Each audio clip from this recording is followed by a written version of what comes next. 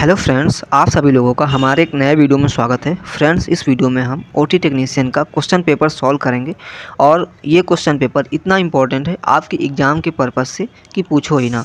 हो सकता है कि आपके एग्ज़ाम में इस तरीके के क्वेश्चन देखने को मिल सकते हैं, तो आप सभी लोगों को ये वीडियो पूरा देखना है और साथ में अपने दोस्तों में भी शेयर कर देना है, जिससे उन लोगों को भी हेल्प हो सके। तो ये क्वेश्चन पेपर काफ़ी इम्पोर्टेंट है और सच मानो तो ये जो क्वेश्चन है ये हमेशा रिपीट होते हैं और इस बार भी रिपीट हो सकते हैं, इसलिए आप सभी लोगों को अच्छे से ये वीडियो देखना है। तो चलिए हम सॉल्व करते हैं। सबसे पहला क्वेश्चन ये है कि फर्स्ट हिस्टेक्टमी वाज परफॉर्म्ड, मतलब पहली बार जो हिस्टेक्टमी है वो किसके द्वारा परफॉर्म की गई थी? वो चार्ले क्ले के द्वारा परफॉर्म की गई थी। ठीक है, चार्ल्स क्ले के द्वारा परफॉर्म की गई थी। तो काफ़ी ज़्यादा इंपॉर्टेंट ये क्वेश्चन है और आपके एग्जाम में देखने को मिल सकता है। अब अगला क्वेश्चन ये है 1.2 है, the method of sterilising an operating room using a gas that destroy microorganism is called. मतलब कि जो ओटी होता है वहाँ पर माइक्रो ऑर्गेनिज्म को मतलब कि किल करने के लिए या डिस्ट्रॉय करने के लिए कौन सा मेथड स्टेलाइजेशन का यूज़ करते हैं? तो ओटी के अंदर आप सभी को पता है कि फ्यूमिगेशन से जो है माइक्रो ऑर्गेनिज्म को डिस्ट्रॉय करते हैं, तो यहाँ पर फ्यूमिगेशन इसका राइट आंसर हो जाएगा। ठीक है, उसके बाद डेक्रोसिस्टाइटिस स्टैंड फायर, तो इसका आंसर हो जाएगा इन्फ्लामेशन ऑफ लैक्रिमल ग्लैंड। उसके बाद non invasive method of estimating arterial oxygen, यहाँ पर ऑक्सीजन की बात हो रही है, तो आप सब लोग किस तरीके से चेक करते हैं? तो पल्स ऑक्सीमीटर की तरह। उसके बाद soda lime is used in, ठीक है, तो सोडा लाइम जो है वो क्लोज सर्किट इसका आंसर हो जाएगा। ठीक है, उसके बाद लिखा हुआ है ट्रू फॉल्स है, in total hysterectomy uterus cervix fallopian tube and ovaries are removed. तो देखो, टोटल हिस्टेक्टमी जो होता है उसमें ओनली यूट्रस और सर्विक्स रिमूव करते हैं, तो ये क्या हो जाएगा? ये हमारा फॉल्स हो जाएगा। ठीक है, अगर यहाँ पर दिया होता कि यूट्रस और सर्विक्स रिमूव कर रहे हैं तब तो ये ट्रू हो जाता, बट यहाँ पर फैलोपियन ट्यूब्स और ओवरी का भी दिया है, तो ये गलत हो जाएगा total hysterectomy. HIDA can stand for hepatobiliary iminodiacetic acid, तो ये क्या हो जाएगा? सही हो जाएगा। ठीक है, ये हमारा ट्री हो जाएगा, इसका फुल फॉर्म यही होता है। आप लोग अच्छे से पढ़ लेना क्या लिखा हुआ है। उसके बाद Lanz incision is used for incision and drainage of an abscess, तो ये गलत है। आपको अगर पता होगा कि लेंज इंसिजन कहाँ यूज करते हैं, कब यूज करते हैं, तो लेंज इंसिजन जो है वो हमारा अपेंडेक्टमी में यूज करते हैं, तो ये क्या हो जाएगा? फॉल्स हो जाएगा। उसके बाद यहाँ पर जो अगला क्वेश्चन है वो मैं दिखा देता हूँ।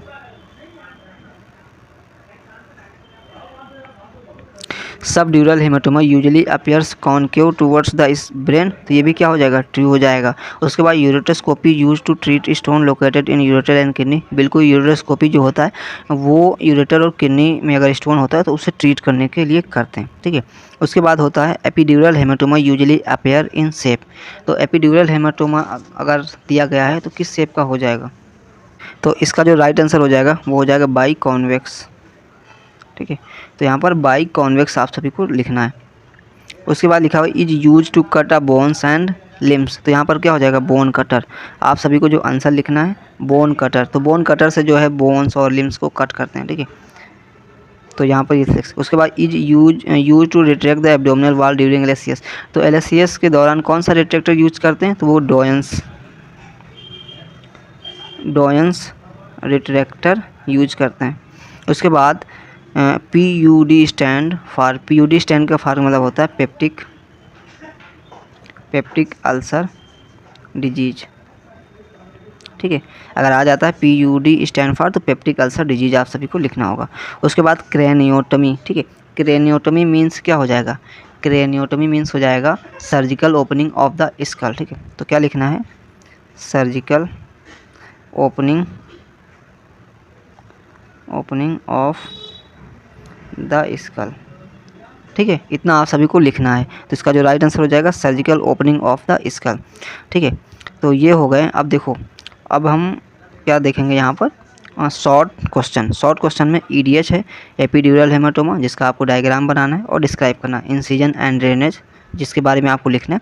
सियाम मशीन का डायग्राम बनाना है और यूरेट्रोस्कोपिक रिमूवल ऑफ यूरिनरी स्टोन, तो आपको यूरिनरी स्टोन जो होता है ये आपको डिफाइन करना होगा। ठीक है, यूट्रोस्कोप के बारे में आपको लिखना होगा और एनेस्थीसिया मशीन का क्या क्या यूज है, ठीक है, उसके क्या क्या फंक्शन है, वो सब कुछ आपको लिखना होगा, कैसे काम करता है। ठीक है, उसके बाद प्लाज्मा स्टेलाइजेशन आप सभी को लिखना है। प्लाज्मा स्टेलाइजेशन का जो प्रिंसिपल होता है वो H2O2 वेपर होता है। उसके बाद क्या है, आगे मैं आपको दिखा देता हूँ यहाँ पर। अगला क्वेश्चन ये है, laparoscopic surgical instrument use in surgery. तो 5 ऐसे इंस्ट्रूमेंट के बारे में आपको लिखना है, उनका डायग्राम बनाना है जो लेप्रोस्कोपी में यूज होते हैं। उसके बाद ओरिफ, ठीक है, ओरिफ आप सभी को पता है काफ़ी इंपॉर्टेंट है, ये हर बार रिपीट होता है तो इस बार भी आ सकता है, मतलब ओपन रिडक्शन इंटरनल फिक्सेशन, ठीक है। उसके बाद कोलिसिस्टेक्टमी, यहाँ पर ओपन कोलिसिस्टेक्टमी के बारे में बताया गया, और थायरॉयडेक्टमी भी इंपॉर्टेंट है, आ सकता है, और बीपीएच, ठीक है। बीपीएच मतलब बिनाइन प्रोस्टेट हाइपरप्लेसिया। उसके बाद right in detail about TRP.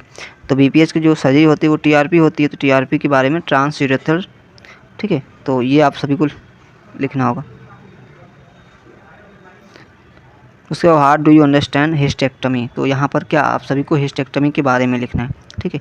Hysterectomy के बारे में आप लोग क्या जानते हैं, उसकी पूरी सर्जरी कैसे होती है, कौन सा एनेस्थीसिया दिया जाता है, कौन सा इंसिजन लगाया जाता है, और कितने प्रकार की होती हैं, कॉम्प्लिकेशन क्या होंगे, प्री ऑपरेटिव केयर क्या होगी, पोस्ट ऑपरेटिव केयर क्या होगी, सब कुछ आपको यहाँ पर लिखना होगा। तो फिलहाल इस वीडियो में इतना ही था, ये काफ़ी इंपॉर्टेंट है और आपके पेपर में आ सकता है। अगर आपने इसे देख लिया है तो अच्छी बात है, और प्लीज़ आप सभी लोग चैनल सब्सक्राइब कर लेना अगर नहीं किया है। ऐसे इंपॉर्टेंट वीडियो आपको मेरे चैनल पर मिलते रहेंगे।